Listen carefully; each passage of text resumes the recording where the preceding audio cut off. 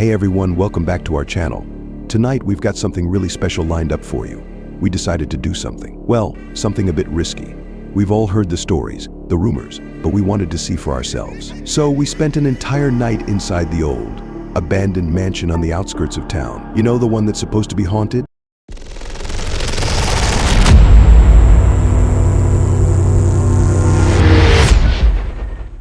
The front door creaked as we pushed it open, the sound echoing through the vast, empty hall of the mansion. The air inside was thick with dust, a stale, musty scent that clung to our clothes as we stepped inside. "Do you feel that?" Sarah whispered, her voice trembling slightly. I nodded, unable to shake the feeling of being watched. The dim light from our flashlights flickered, casting long, eerie shadows on the walls. "Let's stick together," I suggested, my voice barely more than a murmur. As we moved further into the mansion, the temperature seemed to drop. The old wooden floorboards creaked under our weight, each step echoing in the oppressive silence. The walls were adorned with faded portraits, their eyes seeming to follow our every move. "This place gives me the creeps," Mark muttered, glancing nervously over his shoulder. "Keep it together, Mark," I said, trying to sound confident. But truth be told, I felt the same gnawing unease that had settled in my stomach from the moment we entered. Suddenly, a door at the end of the hall slammed shut with a deafening bang, sending us all jumping in fright. "That was the wind, right?" Sarah asked, her voice wavering. "Had to be," I replied,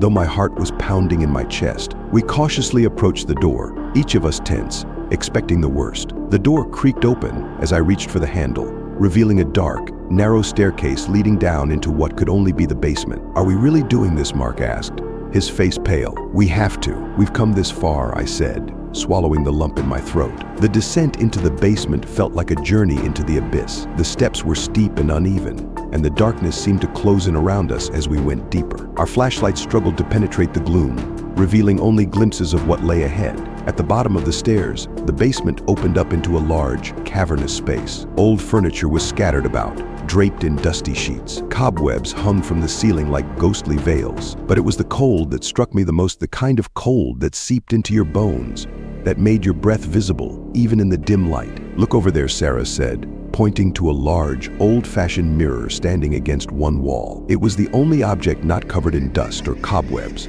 its surface gleaming eerily in the darkness. "That doesn't seem right," Mark muttered, stepping closer to the mirror. "Wait, don't, I began, but it was too late. Mark had already reached out to touch the glass. The moment his fingers made contact, the room seemed to shift. The temperature plummeted, and the shadows in the corners of the room grew darker, denser. And then we heard a faint whisper, coming from the mirror. "Do you hear that?" Sarah asked, her voice barely audible over the sound of my own racing heartbeat. We all stood frozen, listening. The whisper grew louder, more distinct, but the words were impossible to understand, like someone speaking in a language none of us knew. Suddenly, the mirror cracked, a thin line snaking its way across the glass. Mark jumped back, his eyes wide with fear. "Let's get out of here," he said, his voice shaking. But as we turned to leave, the door at the top of the stairs slammed shut, plunging us into darkness. Our flashlights flickered and died, leaving us in complete blackness. "What's happening?" Sarah cried, panic rising in her voice. "I don't know," I shouted, fumbling for my phone to use as a light. But before I could even turn it on,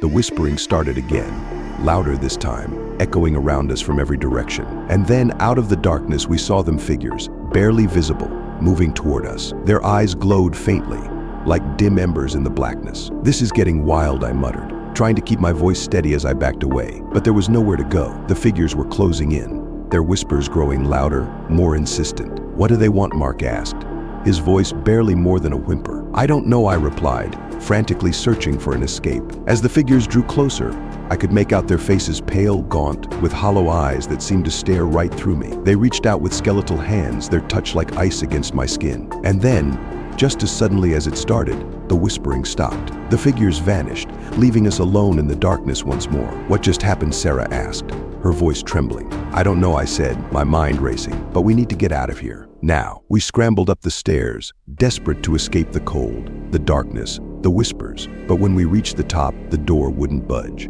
We were trapped. "Help! Someone help us!" Mark shouted, banging on the door. But there was no response, only the deafening silence of the mansion. "Try the windows," I suggested, turning to the nearest one. But it was sealed shut, the glass too thick to break. "We're stuck," Sarah said, her voice barely above a whisper. I looked around, my mind racing. There had to be a way out, something we hadn't thought of yet. But as I scanned the room, my eyes fell on the mirror again. the crack in the glass now larger, more jagged. "Do you think?" I began, but the words caught in my throat. "Think what?" Mark asked, his eyes wide with fear. "The mirror," I said, taking a step toward it. "Maybe it's a way out."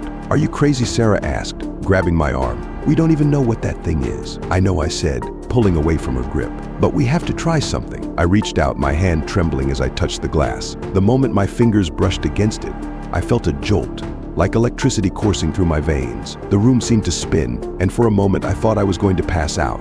And then, just as suddenly, it stopped. The room was still, the darkness retreating, as our flashlights flickered back to life. "What just happened?" Mark asked, his voice shaky. "I don't know," I said, staring at the mirror. The crack was gone, the glass smooth and unblemished. "We need to leave," Sarah said, her voice urgent. Now. We didn't argue. We raced for the door, and this time it opened without resistance. We stumbled out into the hall, the cold, musty air of the mansion replaced by the crisp night air. As we ran from the mansion, the whispers followed us, faint but persistent, echoing in our minds, even as we put distance between us and that cursed place. We didn't stop running until we were back in the safety of our car.